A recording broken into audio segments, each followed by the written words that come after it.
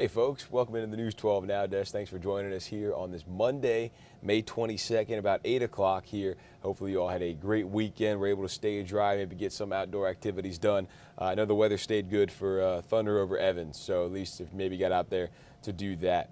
To this morning, still a little bit rainy, overcast out there right now. Not sure if the rain's still coming down, but it was raining a little bit when I came in about 3:30 this morning. So not a great start to our week, but the past few weeks it feels like we've had really good weather early in the week and then really bad weather towards the end of the week and the weekend. So hopefully we're flipping that around this week and we get our bad weather out of the way Monday, Tuesday, and then we get some nice weather coming up this weekend. We're going to talk about our top headlines. Before we do, though, want to remind you guys about our YouTube channel that we started up here. If you just search WRDW News 12 here on YouTube, that'll take you right to our page, and then you can just hit the subscribe button over here, and that'll give you all of our live streams, all of our videos that we do. That'll all be up here. And look, we're live right now, so if you want to check that out, a little delayed here, but if you want to check that out, again, WRDW News 12 on YouTube. Also, be sure to download our streaming app, and we'll mention that again at the end. But we're starting off with our top headlines, some of the big stories here from the CSRA, the two-state and beyond, kind of recapping the whole weekend, talking about today and then what we can expect moving forward throughout this week. So we'll start with some shootings that we had over the weekend. The first one we'll talk about here is on Oak Street. Richmond County deputies are investigating a shooting that left one person injured Saturday. They say it happened on Oak Street around 5 o'clock. Deputies responded for shots fired and found a minor who was shot at least one time. They say he was taken to the hospital for non-life-threatening injuries. No word yet on what led up to that shooting there. Richmond County deputies say they also responded to a separate shooting on Olive Road. This one was yesterday. They say it happened around 5:15 at the Easy grocery store. Deputies learned 3 men in an SUV shot at 3 people who were standing out in front of the store, but the shooting suspects and others drove away before deputies got there. They say nobody was injured, and they are still haven't released the type of SUV or anything like that they are looking for right now. Washington County deputies are investigating what led up to a graduation party shooting early Sunday morning. They say it happened around 12:40, a few miles from Sandersville. Deputies rushed for reports of gunshots off of Jackson Church Road and found a 22-year-old victim who had been shot at least once. They say the victim was taken to a nearby hospital. No word yet on the condition. We did follow up with deputies to see if they had any suspects, but no updates so far on that. And then the last shooting here, Aiken County deputies say a person is stable after a shooting Friday night, this one just before 7 o'clock. Deputies say they investigated the intersection of Belvedere Clearwater Road and Pine View Drive. That's right behind Lakeside Baptist Church off of Jefferson Davis Highway. They found the victim shot at least one time in the leg, and they say they were taken to the hospital for they were taken to a nearby hospital for their injuries. Deputies say the suspects weren't there by the time they got there, but they say they were 3 black men wearing white T-shirts. No word yet how many people may have been involved in this. We checked in with deputies a day later for any updates. They told us they did not have any just yet. North Augusta public safety officers say a person has been charged after a car accident on Jefferson Davis Highway. They say it happened at the intersection near Bobby Jones Expressway. A viewer shared these photos with one of the cars that flipped on its side right around 8 o'clock there.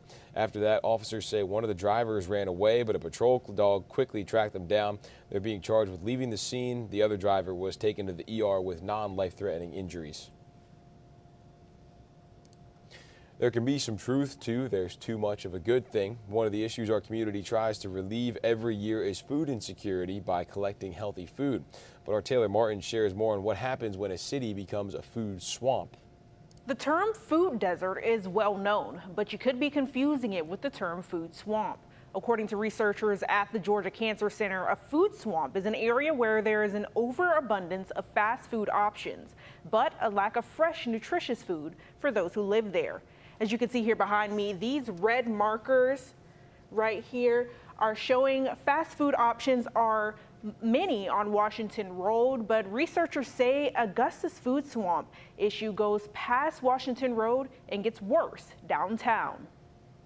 Burgers, fries, fried chicken, you name it. They're all scattered in Augusta's medical district, especially on Walton Way. It's more like fast food than anything around. There's an assortment of fast food options, but the nearest grocery stores are 1 to 6 miles away, making these options not only closer to home, but Damian Dimmons says more accessible. Because it's so easy to just go to the restaurant, but if a grocery store were closer, it'd be easy to just go to the store.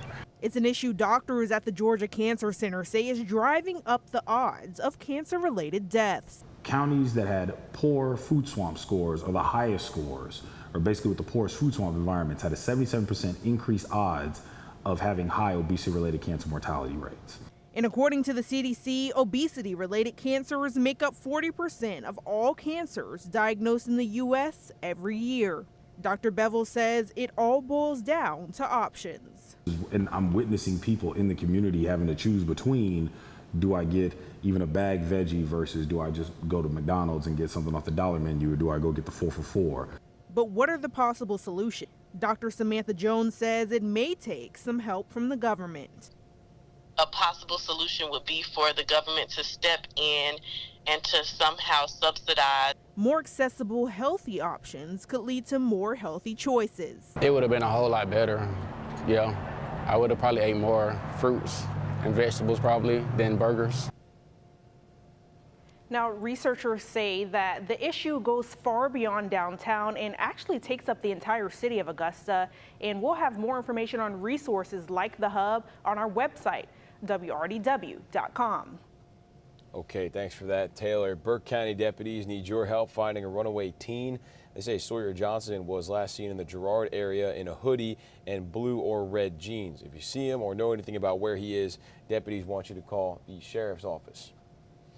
Also, Richmond County deputies need your help finding a missing teen. They say Alexia Wilson was last seen on Saturday off Seago Road in Hepzibah around 12:30 in the morning.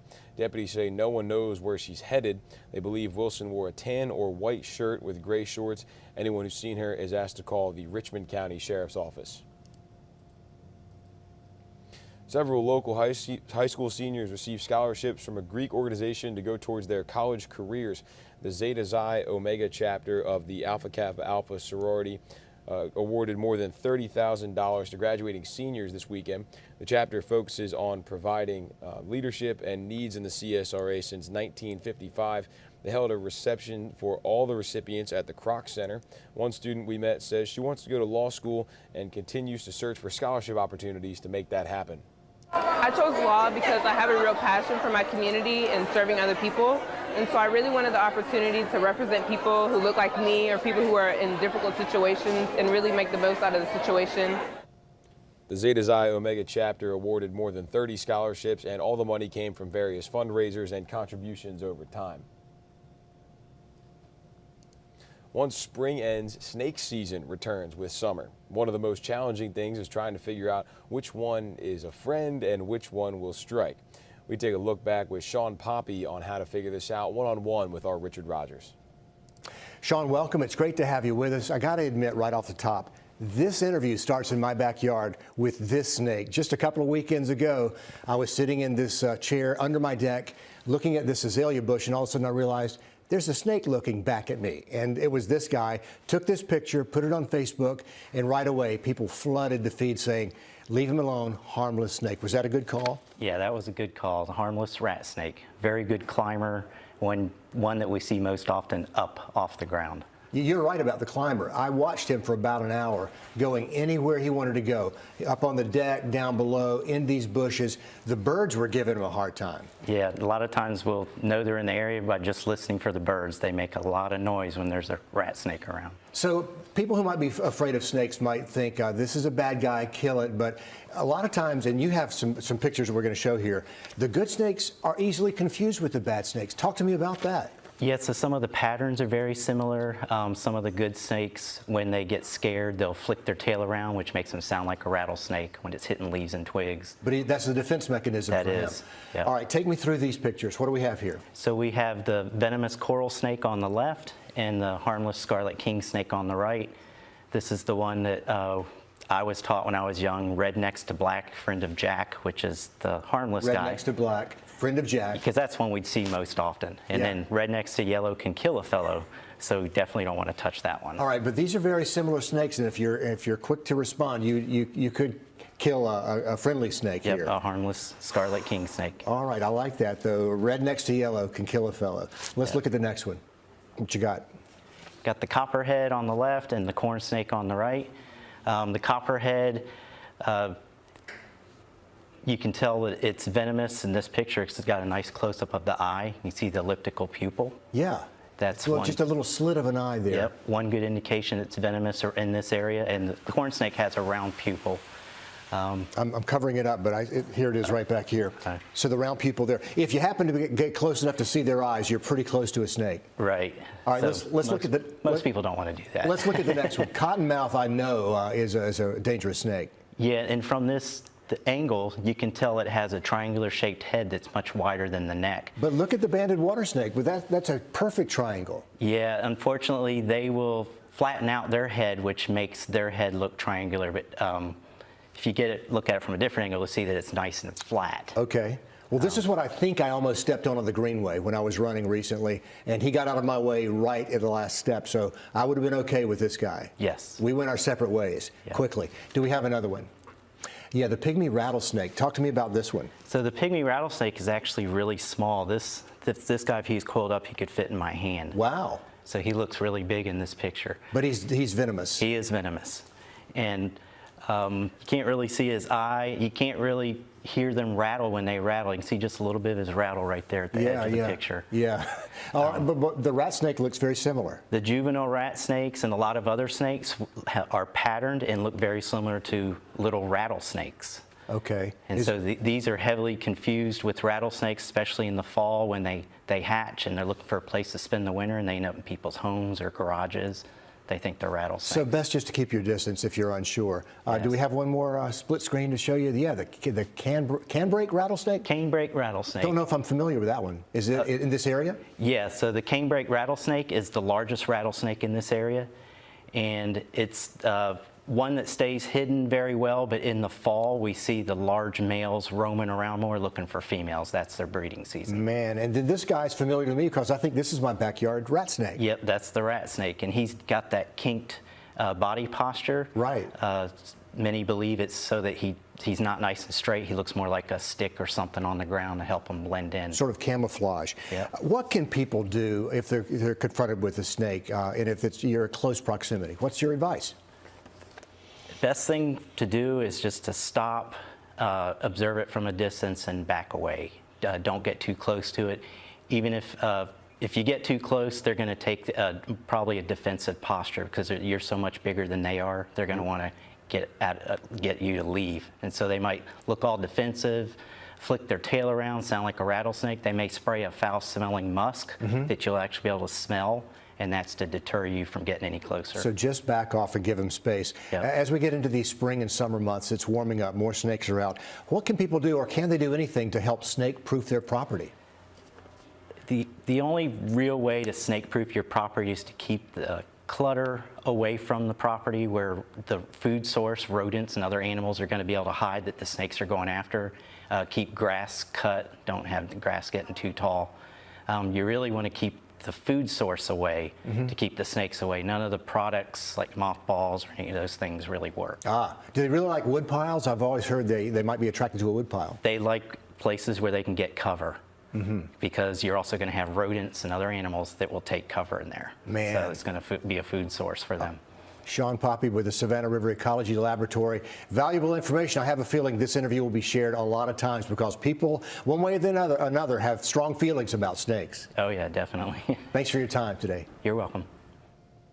All right, a lot of good advice there. I know snakes can be a hot topic for some people, a big fear for a lot. So good to know which ones are good, which ones are bad. But if you're a little scared of snakes, best to just stay away from them altogether, let them be. Let's talk about Thunder over Evans, which wrapped up Saturday night. Again, we got some, thankfully, pretty good weather for it that evening. Columbia County hosting the celebration as a means to uplift our local veterans on Armed Forces Day. Our Taylor Martin was out there. We appreciate the recognition, but more so for the ones that didn't make it back than for us. we're the lucky ones. We're the ones who survived it all. It's a night to honor those who fought for our freedom. We've always encouraged those who attend to thank those who have served when they see somebody that's wearing a veteran's hat or whatnot. Tonight brought local ROTC groups, leaders from Fort Gordon, and the next generation of our armed forces. Marquita Brown says all of the support from the community inspires the next generation who she helps train. It's really important, I think, for the new soldiers just to see how much that the community does support the military. And back for another year, the Party Crashers Band, giving families a chance to dance before the thunder. We've seen fireworks everywhere.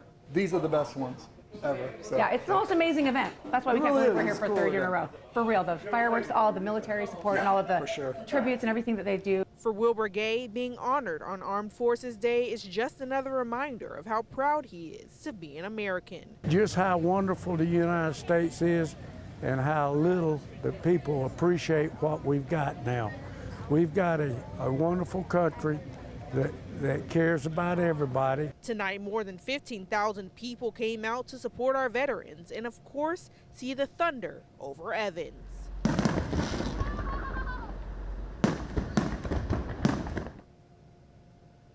Really cool event. I wasn't able to make it out there this year, but a couple of my friends who went said it felt like a grand finale the entire time, and then the real grand finale was just mind-blowing. So a great one to get out to if you can make it for that, and it honors the local veterans as well.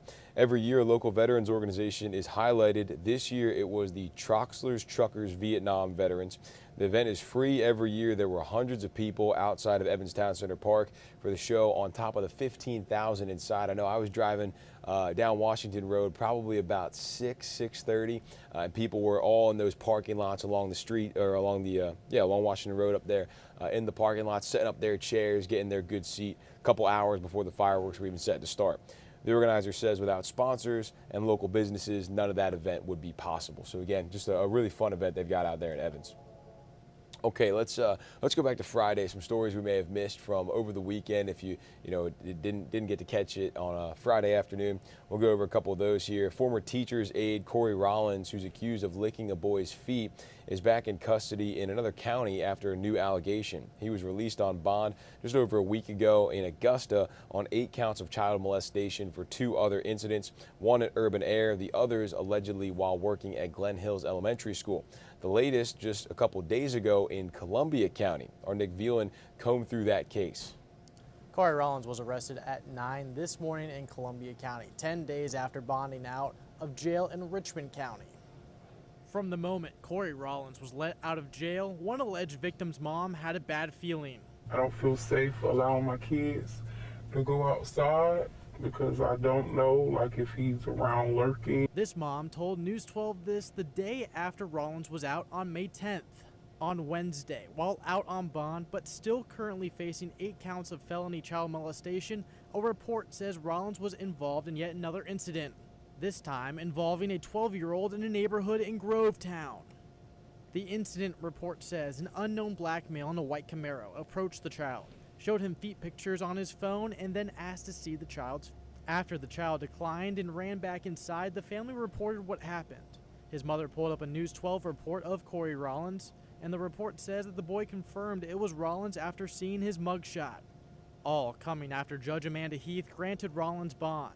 District Attorney Jared Williams tells us that he requested that bond be denied out of concern for safety of children in our community. A $35,000 bond was granted by Judge Heath with 4 conditions. A curfew, no contact with victims, no contact with the incident locations, and attend all court proceedings. When Rollins was arrested Friday morning, the district attorney says that this violated his bond, and now the Richmond County DA's office is looking to revoke the initial bond. Rollins will now sit in the Columbia County Detention Center without bond, and the county tells us he isn't going to be transferred to Richmond County anytime soon. Okay, thanks for the update there, Nick. Again, that was Friday. That story ran, so you heard him say he was arrested at 9 o'clock this morning. That meant Friday morning. An ordinary day turns into a nightmare in a flash. 19-year-old Matthew Lex used to be a sanitation worker until April 26th when a minivan barreled into him while he was on the back of a sanitation truck, pinning him between the 2 vehicles. When you look at the wreckage, it is hard to believe that anyone survived. The driver of the car walked away without a scratch, but Matthew Lex is going through his 11th surgery, and he's had 27 blood transfusions. Will Rio says his case made it to court, but the results were not what he was expecting. Matthew Lex and Cheryl Welsh call the hospital home for now. Reality is setting in for them. You know, I was a normal teenager full of life, and how I was injured, I still went very full of life, but now look, I have to have prosthetic legs because of something that wasn't my fault. April 26 is the day life changed for their family. This was the aftermath. A minivan hitting Matthew while he was working his sanitation job. I was working a compactor, and I get off, and I'm off, and the next thing you know, I look and a van is right there, boom. His body crushed between the truck and the van. I remember seeing like lights and going to different, it felt like different dimensions and stuff like that, and I've conquered it. I said, no, I'm not gonna die. I'm not gonna let myself leave because I got too many people. I just don't want to leave this earth right now. I don't think God's ready for me to leave. Matthew was rushed to AUMC, where he would later lose both of his legs. I'm trying to be mentally strong. I'm mentally strong and everything, but I feel I have my ups and downs. Troopers say the driver of the minivan was a 92-year-old man. They say he had no valid driver's license. Troopers only ticketed him for driving too fast for conditions. The next week in court, driving without a license was tacked on to the ticket. The family's lawyers say he ultimately only had to pay a fine. It's terrible. There just needs to be better rules and laws for sanitation workers or people who work on the streets because there's nothing to protect them. Matthew's family say that they're lucky he's still here, fighting. Nobody should ever have to go through this. No one should ever have to go through this.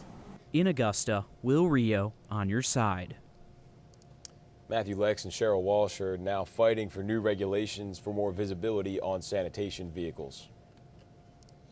Millions of dollars coming to the area to improve quality of life post-pandemic. In Augusta, $1.7 million will go to Boykin Road Park and $2.2 million will be used for improvements to May Park. It's all part of $225 million in grants announced by Georgia Governor Brian Kemp for things like parks, sidewalks, and rec facilities. Our Craig Allison explains how Augusta plans to use that money. That's right, Richard. $7.8 million in grants just for Richmond County here, and almost $4 million of which is going to Parks and Recs projects. While this is an exciting time for renovations like here at May Park that's going to get a complete makeover, it's a lifeline for Boykin Road Park in South Augusta. For Minister Terry Gooding, the school asphalt is where his childhood community in Ohio came together. Everybody in the community came there in the summertime to play. That school became like the place to be, where all the young people came, they gathered, do a lot of things. He's been working with the Bethel South Church since 2017. It sits across from Boykin Park, and Gooding says he's seen it decaying like this since. A threat for the city to almost sell this space was on the table, but with the latest awarded grant funds, there's $1.6 million of life back into here. I think there's a lot of potential for South Augusta, and that's why we've got this operation here. We're trying to connect with this community. There's obviously a lot of issues all over, and particularly out here, as you can look around and see. $2.2 million will head to May Park for a new tennis court, baseball fields, walking trail to Magnolia Cemetery, and more. One of the things in terms of hosting tournaments have been the Achilles heel for the city of Augusta is not having the venues, not having up-to-date parks and amenities. To help in some of the ailing infrastructure as it relates to some of our parks, and as you see, most of it's targeted around our youth and recreation, and we're excited to receive those dollars. But for some, any money at all is a second chance at life. We're trying to, make a positive impact on this community, and it's nice to hear what's going to be happening with this park. Also in that grant for Richmond County is $2.2 million to the Boys and Girls Club, which is probably just going to go to the facility over there by the Kroc Center. There's also $1.7 million aimed at a downtown connector, which I'm told by Mayor Garnett Johnson is supposedly going to create some more accessibility on the west side of James Brown Boulevard to get a connector or some sort of alley to the Commons. In Augusta, Craig Allison on your side. Okay, thanks, Craig. In Augusta, Richmond County, not the only ones going to get some of this funding. Emmanuel County, Hancock County, Jefferson County, McDuffie County also getting him, as well as City of Waynesboro getting grant money. So we have a full breakdown on our website of where all that money is going to go. Different, I could go through them all now. You could just go to the website. It's all on there. Foreign ministry officials from Russia released a list of 500 Americans who are banned from entering the country. One of those, Georgia Secretary of State Brad Raffensperger, he says, quote, while I was previously unaware of my anti-Russian activities, I accept the verdict of Russia, whose commitment to the truth, justice, and rule of law speaks for itself. I accept that I'm not their cup of Russian tea. My inclusion on this list is deserved, and I appreciate them for thinking of me. So a little satire there from the Secretary of State. But yeah, one of 500 Americans banned from the country. Coming up later today, South Carolina Senator Tim Scott is expected to make his major announcement in North Charleston. This is him at the end of April, sharing the news to his top donors at a town hall meeting. The Federal Election Commission say he put in the paperwork to run for president on Friday. If he runs, the 57-year-old would become, or if he wins, I should say, the 57-year-old would become the first black Republican president. The father of a mass shooting victim is speaking out after authorities arrested another suspect. 18-year-old Christopher Pearson will stay behind bars in connection to the incident in Meadow Lake Park last month, that's in Columbia, on 11 counts of attempted murder and more. Ashley Jones has that story. All this whoop-de-woo, shot up, bro, shot up this, bro. Columbia end game tonight, bro. Meet me at Meadow Lake, 11 o'clock. ARPs. It's this chilling video that got Pearson in front of a judge for his alleged role in the Meadow Lake mass shooting. A judge determined through Pearson's charges and this disturbing video that he is a danger to the community. I think that's excellent. I think that the community will be a whole lot safer this evening with him off of the street. Roger Smith says his son was one of the 11 people injured the night of the mass shooting. He did not want to give his son's name, but says he was shot in both the arm and leg. Mentally, he is shaken. He's strong. Physically, he's working on it. Every day, it is a reminder of how precious life is and how thankful we are to have him. Smith was just one of many family members of victims in the courtroom. A victim's advocate read off a long list of injuries sustained that night, including one person who suffered broken toes from being shot in the foot, another person that's in a wheelchair, and a victim who suffered a broken pelvis and hip from being trampled on while others ran to flee from the gunfire. What's going on nationally with these guns needs to really be addressed. It has infected many different communities, no matter what your political affiliation, it just transcends across lines. So I think that one of the things that we really need to focus on is bringing this community together. Leon Lott, I think, is doing a great job, but we can do more as a community. In Columbia, I'm Ashley Jones, WIS News 10. Governor Henry McMaster officially signed off on a bill this past week to add a life-saving medication to schools. Officials want to include the overdose reversal drug Narcan. If an overdose happened on school grounds, nurses or employees trained by the state health department can administer it. There's another bill going through committee that will address adding opioid antidotes. People from Charlotte are addressing the damages after a massive fire left behind to nearby buildings and cars. Caroline Hicks has the details. Soon after flames engulfed this construction site in the South Park area, we started to see some of the destruction in its wake. Cars could be seen charred in a nearby parking garage. The most important thing I think they can do is to memorialize their loss by taking a lot of pictures. Insurance expert Jim Litzo says it will be a long process to determine the cause of the fire and who is liable, but you don't have to wait. If they have coverage with their own auto insurer, go ahead and submit that claim. They will then enact an action against whoever ultimately is responsible for the fire. But in the meantime, their loss can be protected and paid. Then come options for legal action. There, of course, likely will be numerous claims involving the actual construction that was going on, the subcontractors, the contractors, who was responsible for what happened. This should not have happened, obviously. Attorney Paul Dickinson says in addition to workers' compensation and personal injury claims, nearby business owners could seek compensation for business disruption, repairs, and cleanup. It would be important for them to make sure that everything in their business is safe before they ask anybody to come back, and that they, of course, keep any receipts that they're incurring for this. He says keeping track of expenses and any potential health issues you may be experiencing now will make the process simpler if you decide to contact a lawyer.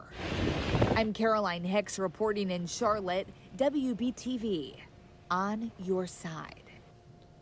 And 2 people were confirmed killed in that fire. The first, I believe, was the owner of KVS Windows and Doors, which is a construction company. No, sorry, that's who confirmed the deaths.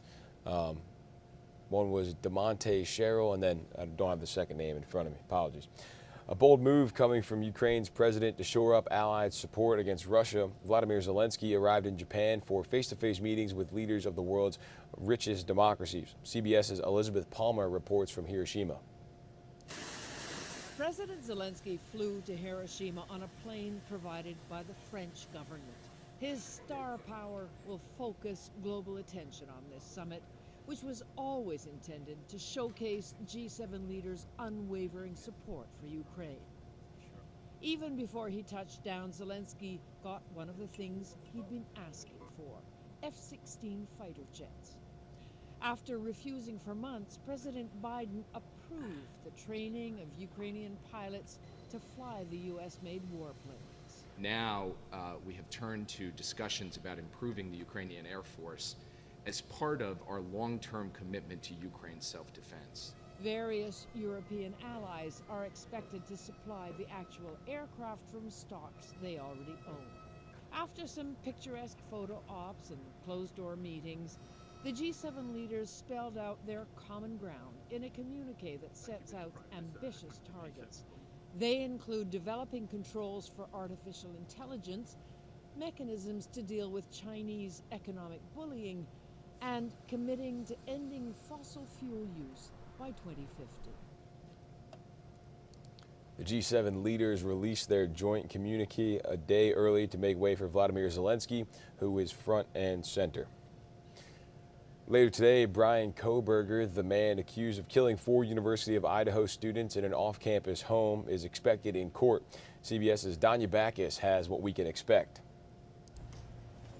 Murder suspect Brian Kohberger will be back in an Idaho courtroom to be arraigned for the stabbing deaths of University of Idaho students Madison Mogen, Xander Kernodle, Ethan Chapin, and Kaylee Gonzalez, whose parents will be there. He's going to know that we are the Gonzalez family, and he knows, what he did to our daughter, and he's going to feel all of us just staring at the back of his head because he won't even turn around. A grand jury indicted the 28-year-old criminology graduate student on 4 counts of first-degree murder and 1 count of felony burglary. What do we expect to happen tomorrow? Tomorrow, I think what we would expect is that during the arraignment, the charges will be read and he will enter a plea. We expect that that will be a not guilty plea. Prosecutors allege Kohberger committed the quadruple murder at a house in Moscow, Idaho, November 13th.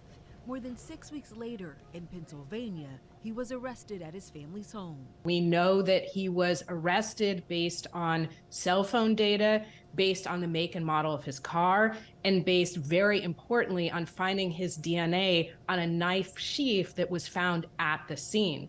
The prosecution already, I think, has a number of pieces of really strong evidence here. The defense, I think, at this point will say, why would he do this? What was the motive? There is no knife that was found. Levinson doesn't believe Kohberger will be offered a plea deal and says it could be up to 6 months before this case goes to trial. Metro Atlanta faith leaders are pushing for a nationwide ban on menthol products. Early Sunday morning, the House of Hope in Decatur held a service to discuss why. New research looked at over 2 decades worth of data and found black smokers are often targets in advertising. Menthols cost as much as 50 cents less per pack in urban areas compared to suburban or rural areas.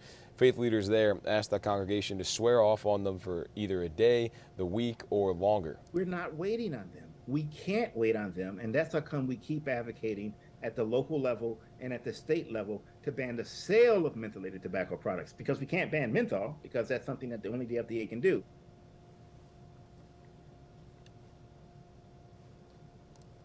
All right, how about moving on here to college and high school graduations are well underway before summer vacation, but imagine graduating college at just 12 years old. Macy Jenkins explains how this kid is set to become the youngest California graduate with 5 degrees.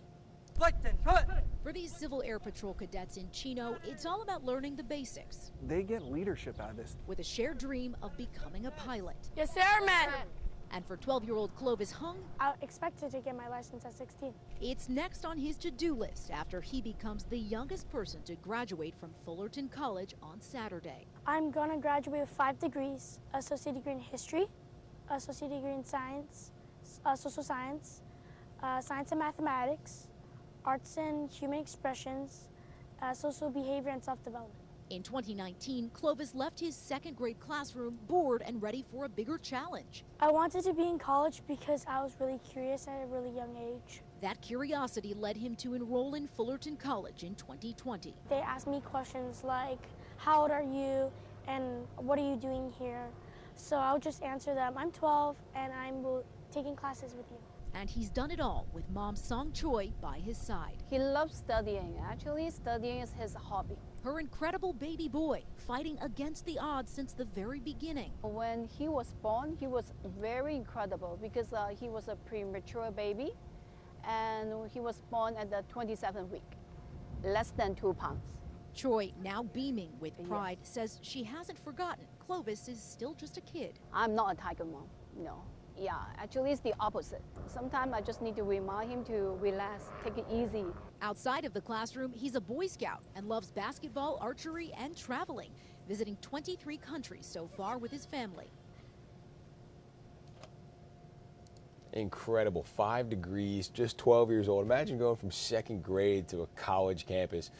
Very overwhelming for most, but he's handling it very well, so congratulations to him.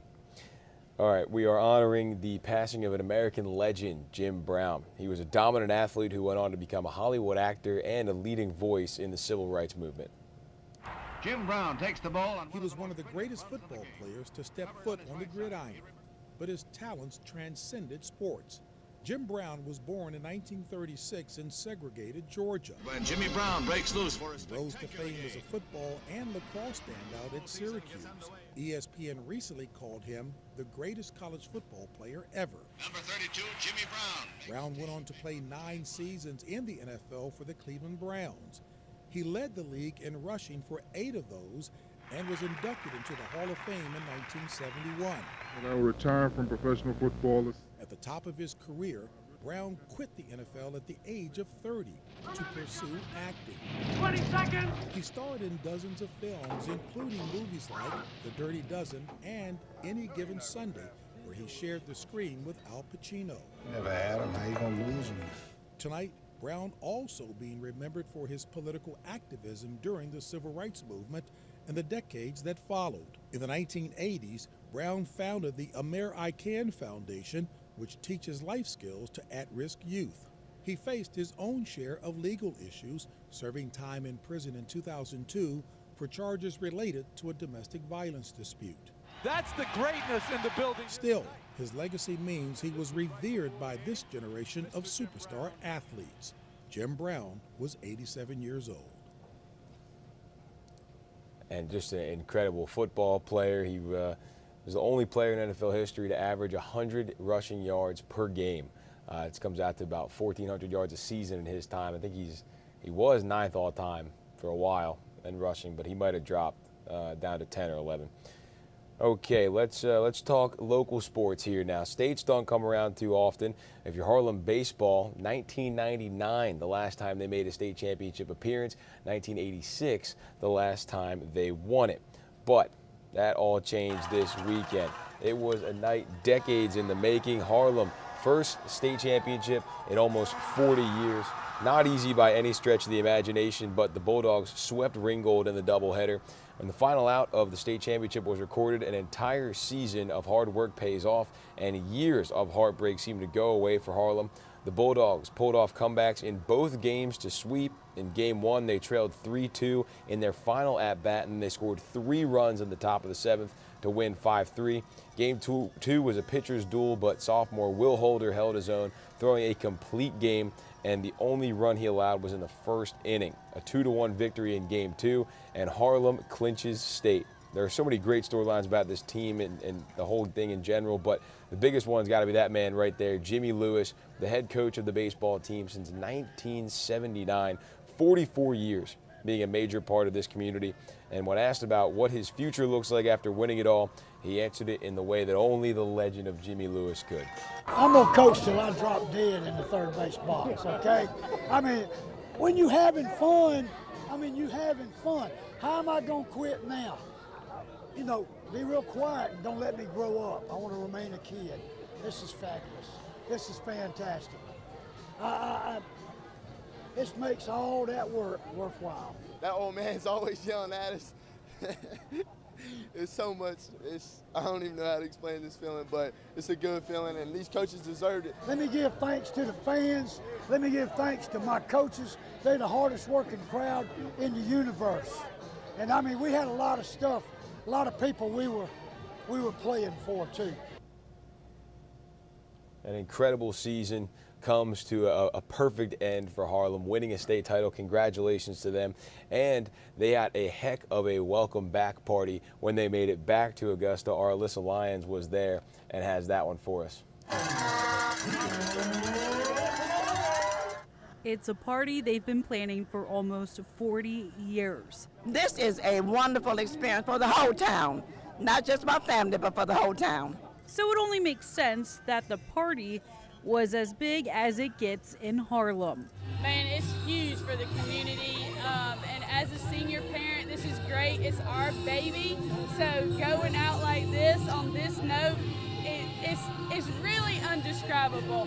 And to have all of these people to support our kids in this, it's incredible. No cheer too loud for the reigning state champs. Well, just look around me. That'll tell you what Harlem means to everybody. This is so special for everybody. It was a win felt through generations in Harlem. The old man just needed to win it one more time. The same fans and family who welcomed head coach Jimmy Lewis back from the state run in '86 lined the streets today. He never would leave Harlem. This is all he ever wanted to do. It's just an unreal feeling. It's just fantastic. Hadn't felt that feeling in 37 years. I had dark hair last time I won one.